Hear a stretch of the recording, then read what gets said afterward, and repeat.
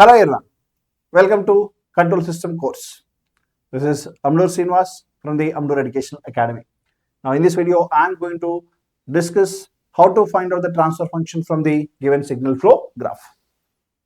To determine the transfer function from the signal flow graph, first of all, we have to identify the inputs and outputs of the given system. So based on the given system, R of S acts as the input and C of S acts as the output. So this system has a one input and one output. From that, we have to identify the number of forward paths. The path from the input to the output.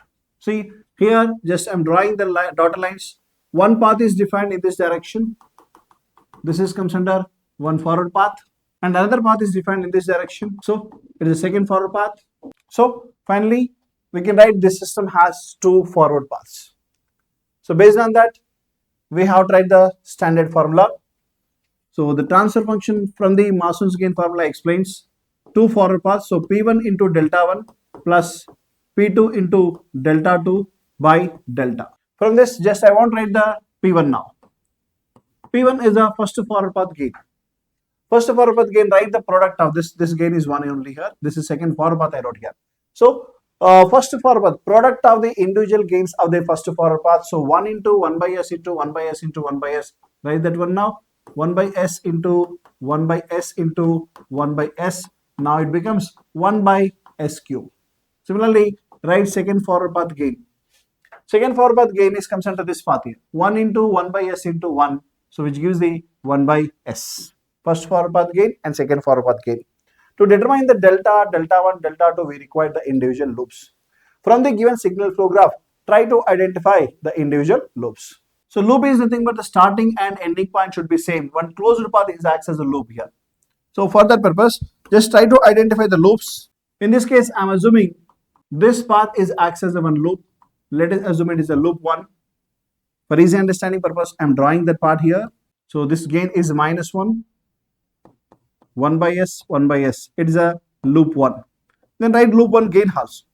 Loop 1 gain is the product of the individual gains of that loop. So 1 by S into 1 by S into minus 1. So it becomes a minus 1 by S square. Similarly, try to identify any other loop. Yes, here we can take one more loop with this one. This is comes under the second loop. For easy understanding purpose, I am drawing with red color. This is comes under the second loop. Let us take that loop here. So this is I am assuming as a L2. Here I am writing L2. L2 gain is the product of individual gains of this loop. So 1 by S into 1 by S into minus. So minus 1 by S square. Similarly, find out any other possible loops from the given signal flow graph. Just try to identify any other possible loops here. See, just go through this combination. All of you go through the blue color line. This is again comes here and again goes to this. There is no common node within this path. So the common node is not defined. That's why we can take it as a one loop here. That loop I will draw here. This complete forward path, this path 1 by S gain, and this loop comes to this position with a minus 1 gain, and here again one more 1 by S is there. Just follow the arrow mark direction. Arrow mark, you have to follow that arrow mark direction only.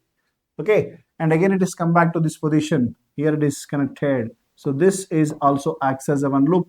Let us take this is L3. L3. Then write L3 gain here. So 1 by S into minus 1 into 1 by S into minus 1. So minus and minus get cancels. Now it becomes a 1 by S square. Now based on the given signal flow graph, it has totally 3 loops, individual loops. Later we have to find out two non-touching loop pairs. So to determine the two non-touching loops pairs, so you have to compare two loops at a time. First of all, I will compare L1 and L2. L1 is defined in between these 3 nodes and L2 is defined in between these 3 nodes. So these two loops has a common node, right? So that's why these two does not act as the two non-touching loops. And similarly, I want to compare L1 and L3. Again, common nodes are there. And L2 and L3, again common nodes. So there is no two non-touching loop pairs. That's why I'm writing the number of two non-touching loop pairs are 0. So if the two non-touching loops are not possible, 3 non-touching loops also not possible, right? Later, I won't write the standard formula for the delta.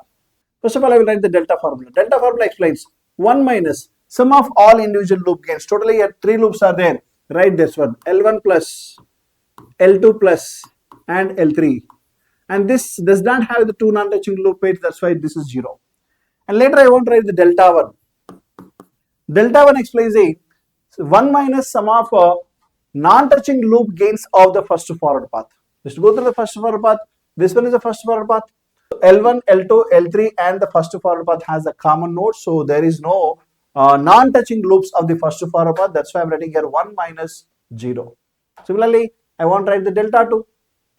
Delta 2 also explains the 1 minus non-touching loops of the second forward path. So this color explains the second forward path. Loop 1 is touching here, loop 2 also touching and loop 3 also touching. So there is no non-touching loops of the second forward path. That's why I'm writing this one is also 0. So 1 minus 0. Finally, substitute all this within this standard transfer function formula. Transfer function formula explains P1 1 by S cube into delta 1 is 1 plus P2 is 1 by S into delta 2 is also 1 by delta this formula 1 minus individual loop gain. So minus is there, so write here plus 1 by S square and minus into minus plus 1 by S square, and there we have to write 1 by S square, so minus 1 by S square because minus is multiplies here 1 by S square. Then these two get cancels, let it take the LCM.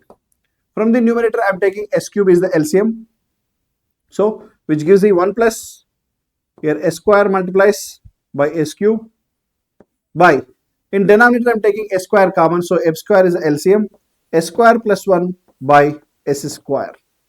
Then cancel the terms. Here S square plus 1 get cancels, and S square by S cube is there, so finally which gives the 1 by S. So finally, based on the given problem statement, the transfer function of the signal flow graph is 1 by S. So please subscribe this channel for more videos from the Amdoor Educational Academy.